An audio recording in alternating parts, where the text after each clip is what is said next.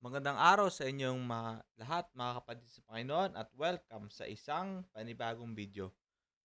Ngayon ay pag-usapan naman natin yung ikalawang aspect nitong first commandment, which is love the Lord with all your mind. Let's talk about the cognitive pros of this command from the Lord. Tayo manalangin na. Para God, nagpapasalamat ako sa araw na ibinigay niyo po.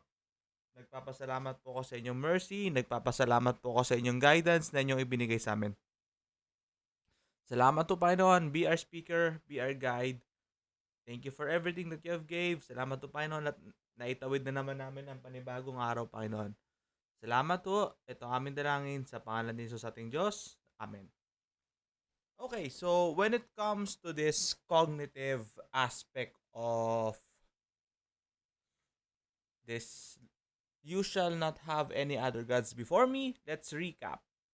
Last Thursday, we have discussed that the physical aspect of this Ten Commandments is all about letting God doing the things that He wants to do. Or ikaw ang magpapaubaya sa kung ano man ang plano ng Diyos. It is like giving up your personal desires, your ephemeral thoughts, so God could manifest Himself. Another fact that was there is going to be we're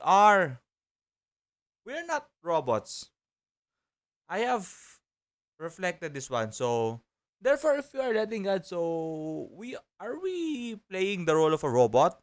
No, God does not promote slavery in the first place, but you are going to freely submit unto God, who is not a Nazi, who does not promote forced labor, who does not adhere to slavery, because God hates slavery in the first place. So, why God, on His goodness, He is a generous God to promote slavery? So, that argument na, so, para na tayong robot. So, it is like C.S. Lewis writing that a man without chest.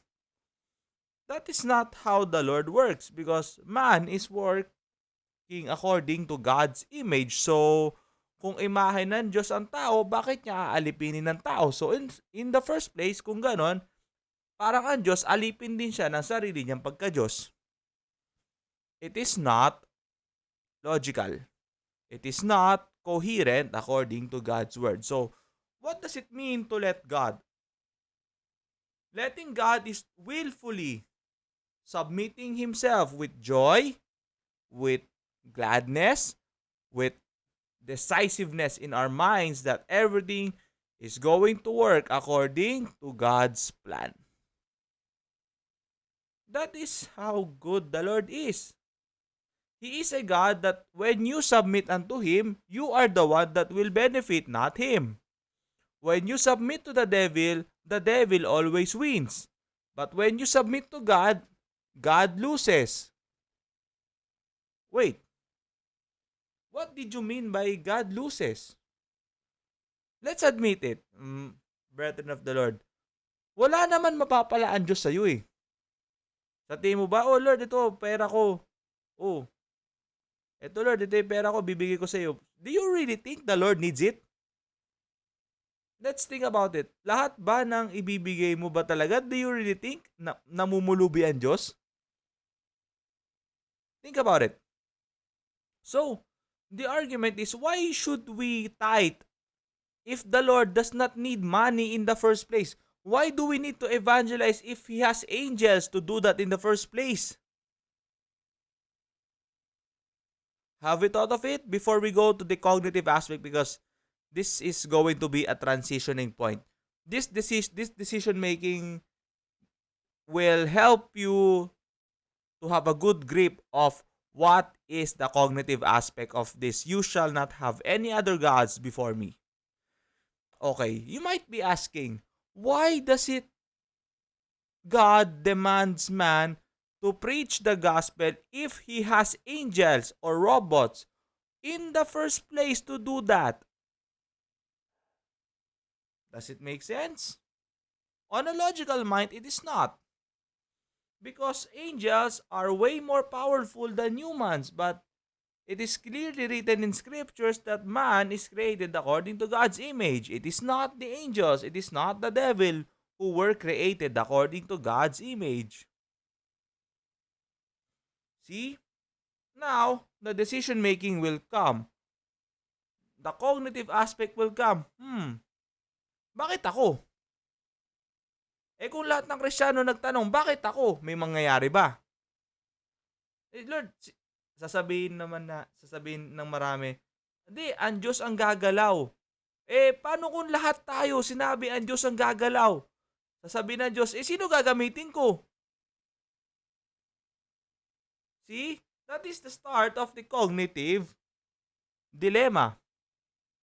The Lord turns out is having problems with that kind of mindset.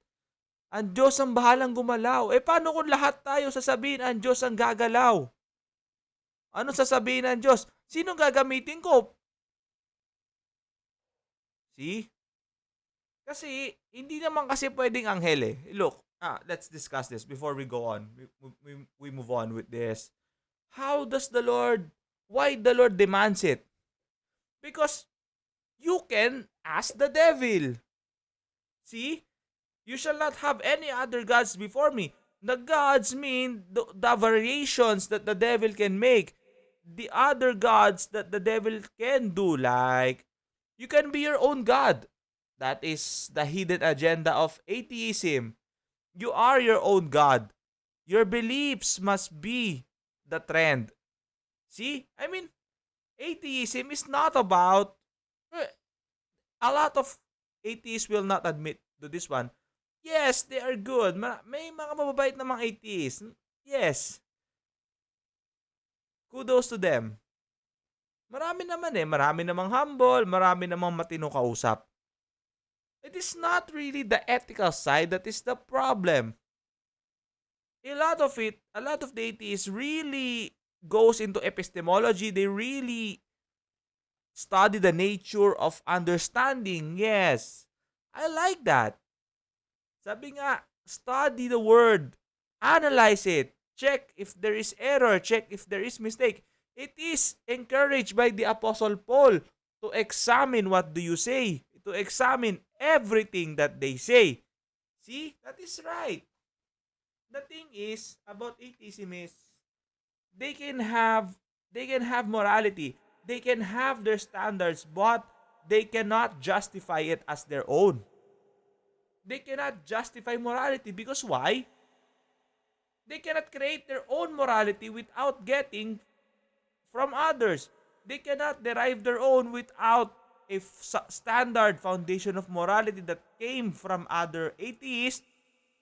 Or, the bad thing is, they copycatted from religion, like Buddhism. See? Look, those are some of the problems that comes out with the cognitive aspect of this Ten Commandments. Okay, balikan ko yung sa ministry. Dito na magkakaroon ng digmaan sa ating pag-iisip. Kasi the Lord wants action, action, action. Lord, wait, may robot naman na Lord eh. They can code it. Sabi na Lord sa akin, oo nga, nakaprogram dun sa gusto mo. Nakaprogram dun sa gusto ng mga developers. Kasi eto I tried ChatGPT, the one that Microsoft invested for 200 plus billion.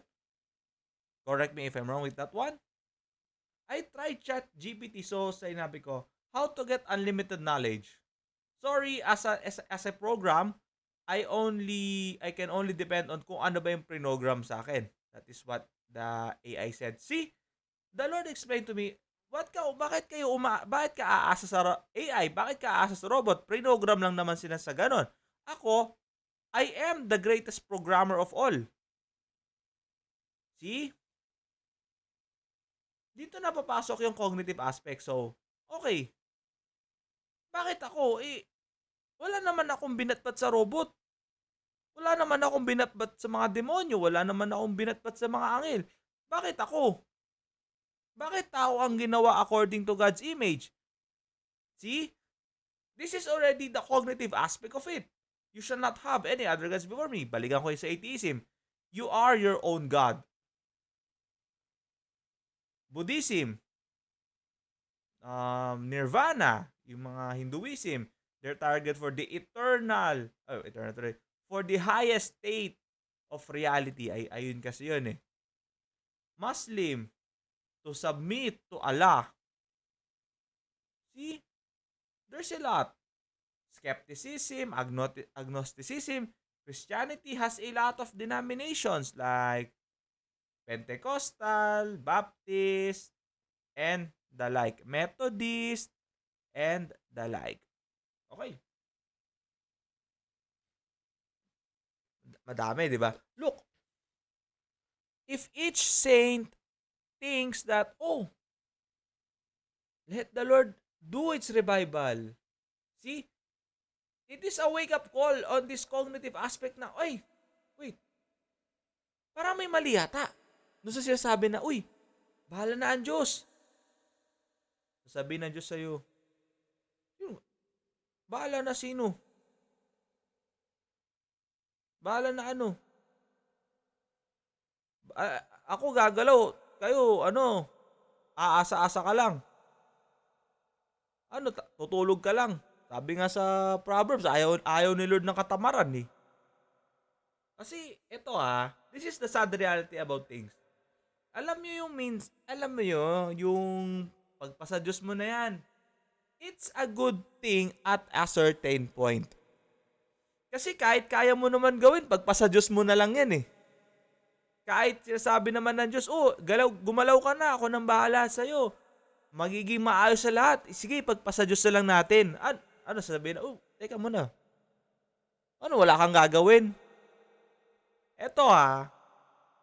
This is another issue about this is a cognitive problem. Spoon feeding.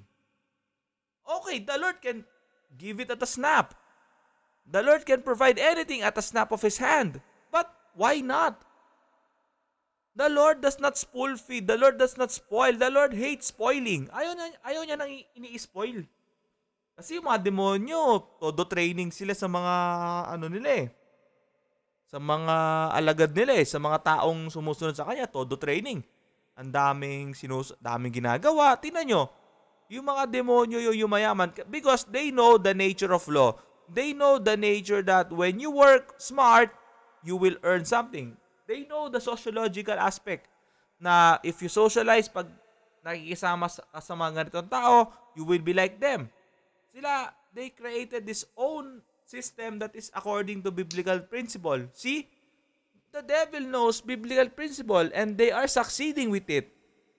How much more kung tayo mga Kristiyano na anak ng Diyos, sasabihin mo, ipagpasa Diyos na lang natin. Kahit na sa Bible naman, yung mga biblical principles on how to get wealthy or on how to be a better person.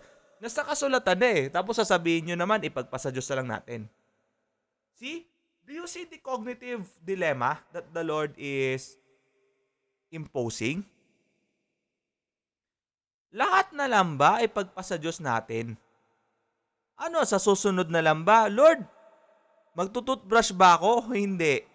Sige, sasabihin mo nan, ipagpasa Diyos natin kung magtututbrush ka.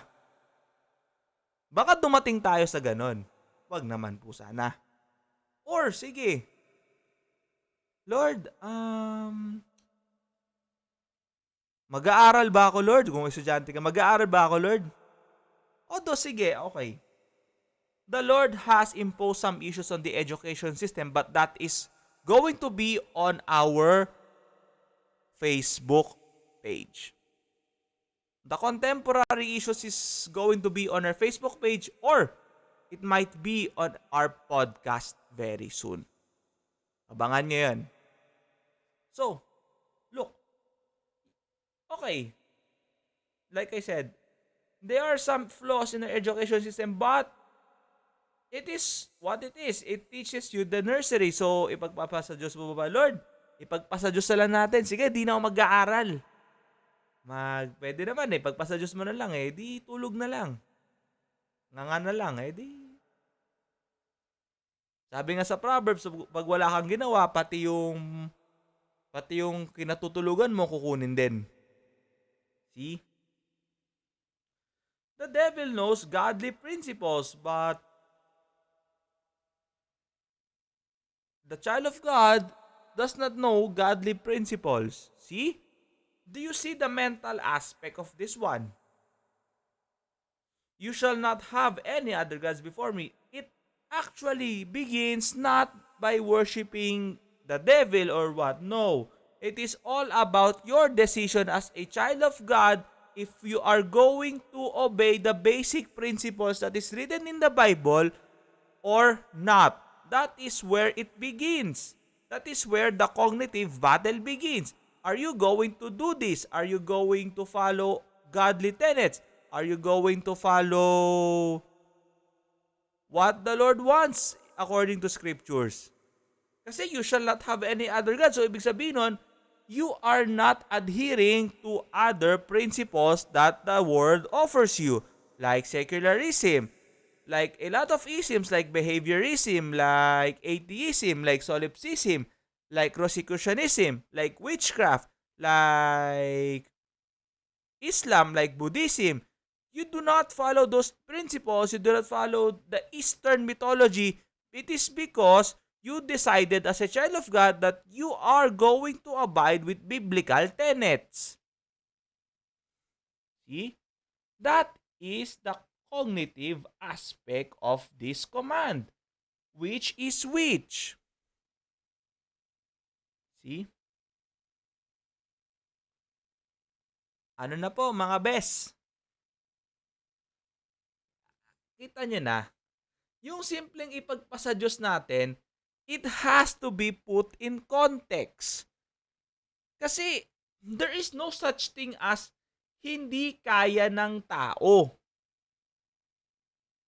Uy, teka muna. Di ba sabi mo ang tao fragile, limited? It is meant to fail. Bakit sasabihin mo sa akin, ang tao, hindi naman totoo na hindi kaya ng tao? Look, this is another misconception that is driven by postmodernism na weakness is okay. Ayan yung mga nakikita ko. It is okay to be weak. Ba, gandang movement no? Parang sabi na Diyos sa akin, ako pala mahina. Mahina pala akong Diyos, kaya okay lang pala mahina. See? I mean, okay. I understand. If you feel down, if you feel depressed, if you feel anxious, please watch out for my cognitive wars. It is going to be discussed in detail there on what is happening within Christianity and its war against mental health. And unfortunately, brethren of the Lord, pastors, prophets, we are losing into this battle. We are losing against depression. We are losing against anxiety. We are losing against the attacks of the devil in the cognitive realms. We are losing. Why? We don't know.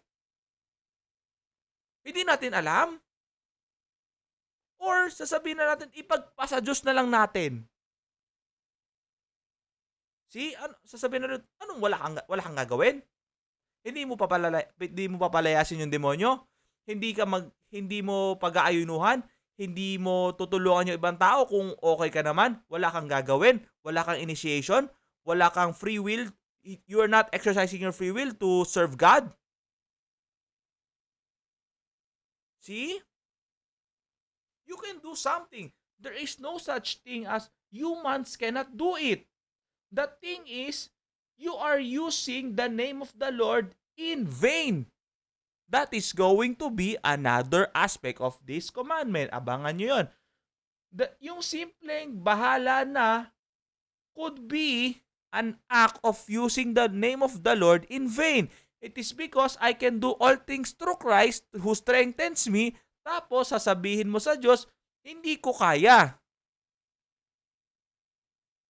So parang, Lord, okay, sige. Parang pag sinabi mo kasi hindi ko kaya, tapos sasabihin mo sa akin, uy, masigasig ako sa Lord. Lord, hindi natin kaya to, Lord. Okay, sige. May context naman dyan.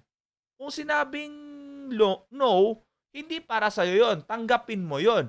Hindi siya para sa'yo. Kahit anong ipilit mo, if the Lord said no, it is a no. Pero paano kung yes yon?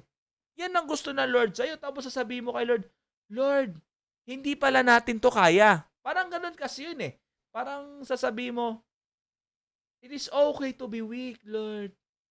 So sasabihin mo kay Lord, Lord, mahina pala tayo. Di natin kaya yung mga problema, Lord. Okay, kita niyo na. Kaya nga, there's no such thing as humans cannot do. Because a Christian that is living according to godly tenets can do all things because the Lord is an indomitable God.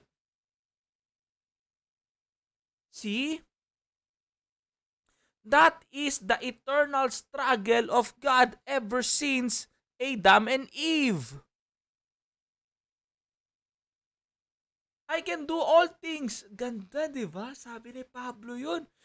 Pero pag humarap ka na sa problema, Lord, parang hindi ko yata makita yung passage na yun sa Bible. Parang nawawala pagka hinaharap ko na yung problema. O, see?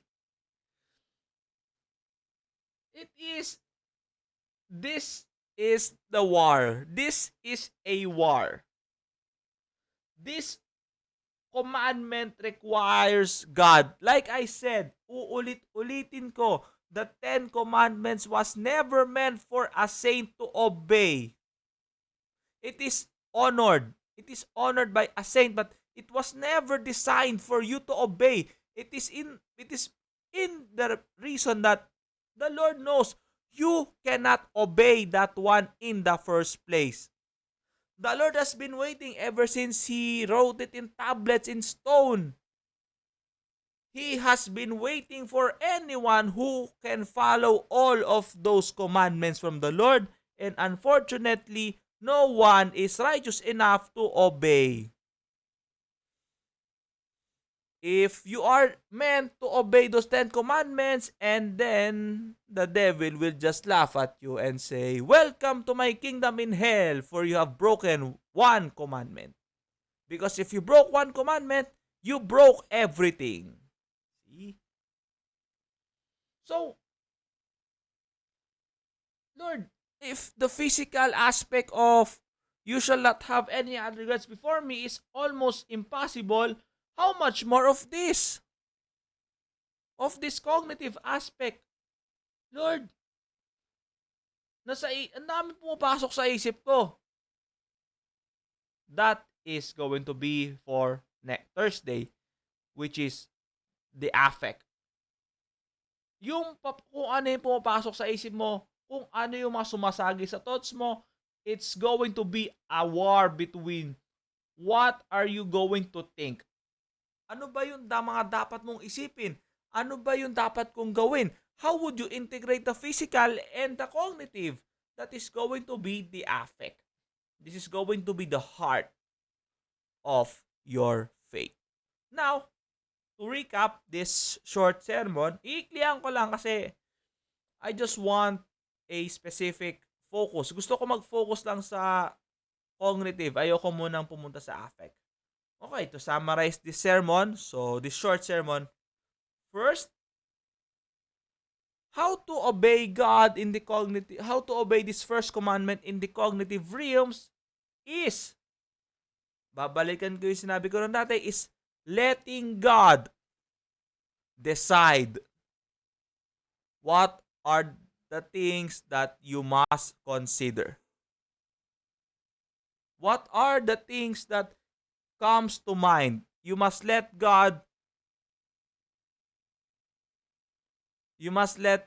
godly principles decide your actions. Okay, bakit hindi ito sa physical? Kasi the one that will decide is going to be your mind. Hindi naman yung katawan mo eh. Kasi your body is just meant for you to move. Pag sinabi ng utak mo, maglakad ka, maglalakad ka. Bakit? Sa tingin mo ba yung paa mo ba without you commanding your feet to walk, sa tingin mo ba maglalakad yung paa mo? Siyempre hindi. Otherwise, in the same time, your hands, sige. Pag hindi inutos ng utak mo, kamay, magsulat ka, you're not going to write anything kasi hindi mo naman trip magsulat eh. See? This is the reason the one that will decide is going to be your mind. The one that will decide that, okay, I am serving God. Okay, I am going to give these tracts, I am going to street preach is not really your mouth. It is not really your hand. It is going to be your mind. Now, we have to let God control the way what are you going to do. That is the summary of this topic. Tayo manalangin na. Father God, nagpapasalamat ako sa araw na ibinigay niyo po.